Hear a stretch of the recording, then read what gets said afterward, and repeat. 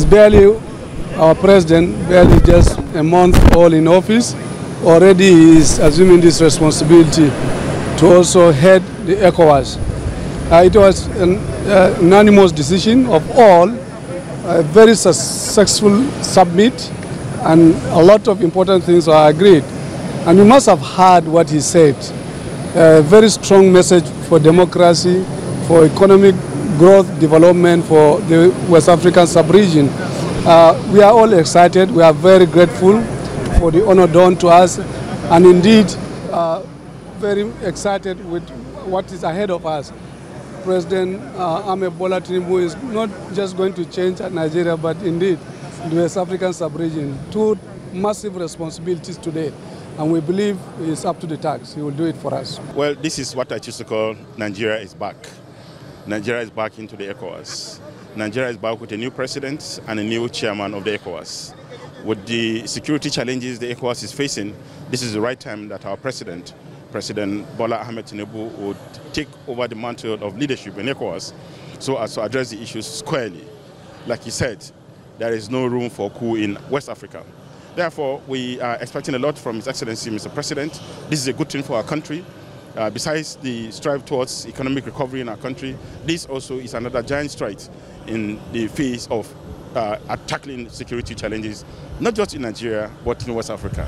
Very positive development for Nigeria and for ECOWAS. ECOWAS is at a critical stage where we have so many issues that require a very strong leadership, and Nigeria is going to provide that leadership. Of course, you all know the security challenges we have in ECOWAS.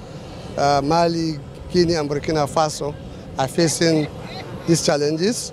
Partly the issue of refugees coming from Algeria being returned to Africa is really an issue that has been bothering the whole West African region. Now, with this leadership, we believe ECOWAS has the energy and the power to now stand and say, okay, we're going to deal with issues as they come.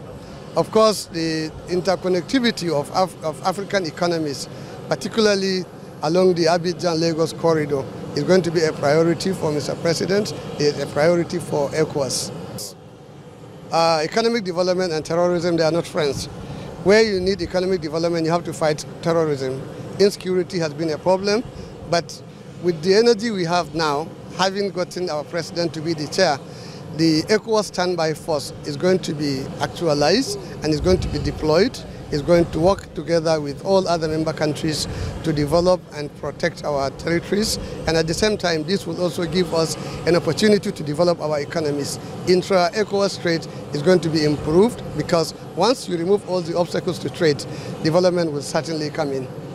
This for us is an amazing experience for us because it shows that we are still the power base of Africa, not just ECOWAS. And many people underestimate, the greatness of Nigeria, but Nigeria remains unputdownable. And him taking that seat at this moment, when it's barely 1 month in office, is sending a strong signal to the rest of Africa, much less ECOWAS. I can tell you, most assuredly, there was no lobbying of any sort. In fact, the thing was just foisted on Mr. President, unanimously by the other countries. Yeah, we are seeking to make West Africa one country. That's why we are using the ECOWAS passport. This is going to deepen our relationships, not just as brother countries. It's going to bring us together.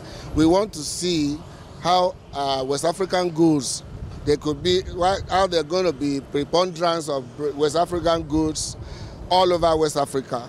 There's no basis for importation of anything that is produced in West Africa. I think that is going to be the driving force of the next scheme of things.